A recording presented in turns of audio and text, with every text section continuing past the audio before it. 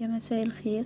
هنعمل مع بعض احلى واسهل طريقة لعمل المكرونة بديل الاندومي او المبكبكة من غير لحمة او فراخ، وسهلة مكوناتها موجودة في كل البيت.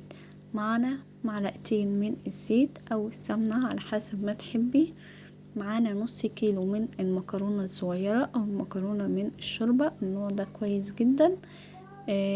هنقلبهم على نار متوسطة على النار لحد ما ناخد اللون اللي احنا طالبينه. المهم نفضل نقلب فيها كويس بالمعلقة على طول علشان ما تتحرقش معانا وناخد اللون اللي احنا طالبينه. بعد ما بتاخد اللون المحمر ده زي ما انتوا شايفين، معانا بصلة مقطعة صغير او مفرومة على حسب ما تحبي.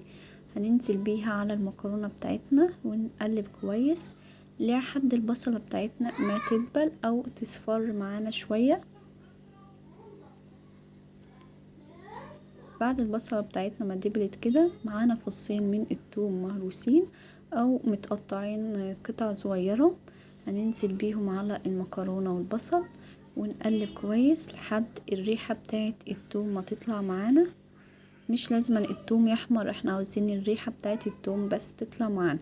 هننزل بقى بالبهارات بتاعتنا الموجودة في اي بيت عادي، ملح وفلفل وكمون ومعلقة من بهارات الفراخ، او ممكن لو مش موجودة عندك ممكن تضيفي مرقة دجاج وحبتين من الحبهان وورق لوري، ونقلب البهارات كويس لحد ما تحمص معانا وريحة تطلع.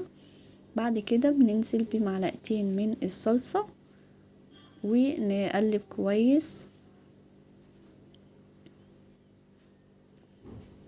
لو لسه بتسمع الفيديو لحد هنا ما تنساش تعمل لي لايك للفيديو واشتراك للقناة عشان يوصلك كل جديد.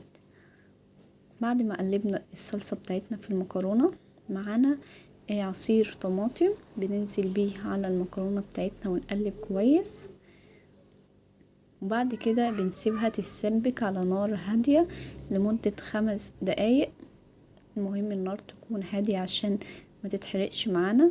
بعد ما بتتسبك بالشكل اللي انتوا شايفينه ده، معانا حوالي كوبايتين او 3 كوبايات من المية المغلية بننزل بيهم على المكرونة بتاعتنا بالشكل اللي انتوا شايفينه ده، ونقلب المكرونة بتاعتنا.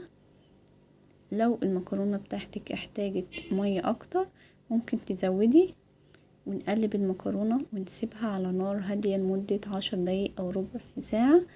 المهم ما تسيبيش المكرونه تستوي قوي في الصلصه بتاعتها، ممكن تطفي النار عليها قبل ما تستوي يعني ب5 دقايق كده وتسيبيها تتشرب. هي هتتشرب من الخليط بتاعها علشان المكرونه ما تعجنش معاكي، وان شاء الله هتلاقي احسن واطعم مكرونه طعمها تحفه وريحتها تجنن معاكي، واكله سهله وبسيطه لغدا اليوم من غير لحمه او فراخ ومش مكلفه خالص. ما تنسوش تعملوا لايك للفيديو.